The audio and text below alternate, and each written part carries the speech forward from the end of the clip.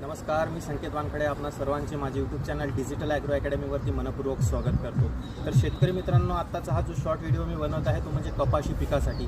तर कपाशी पिकासाठी दुसऱ्या फवारणीमध्ये टॉनिक कुठलं त्या ठिकाणी चांगलं राहील ते आपण या व्हिडिओमध्ये बघणार आहे. तर शेतकरी मित्रांनो, दुसऱ्या फवारणीमध्ये कापूस पिकासाठी तुम्हाला वापरत असताना वापरायचं आहे त्याच्यामध्ये टाटा बहार. आणि टाटा बहार घेत असतानाच त्याच्यासोबत तुम्हाला घ्यायचं आहे 1261 हे विद्राव्य खत. या दोन्ही घटकांची मिळून तुम्हाला त्या ठिकाणी फवारणी करायची आहे. आता हे झाले आपले टॉनिकचे घटक. जर तुमच्या पिकावरती, तुमच्या कपाशीच्या पिकावरती जे आहेत मावा, तुळतुळा अशा प्रकारचे कीटक वगैरे असतील, रोग वगैरे असेल, मावा वगैरे, तर त्या ठिकाणी तुम्ही एखादं कीटकनाशकसुद्धा त्या ठिकाणी वापरू शकता शेतकरी मित्रांनो. मावा जास्त प्रमाणात असेल तर त्या ठिकाणी उलाला वापरा. कमी प्रमाणात जर असेल तर त्या ठिकाणी जे आहे ॲक्ट्रा तुम्ही वापरू शकता सिजेंटाचं. आणि जर तुमच्या भागामध्ये ढगाळ वातावरण असेल तर त्या ठिकाणी तुम्ही जे आहे एखादं बुरशीनाशक त्या ठिकाणी वापरा, रोको नाहीतर साप.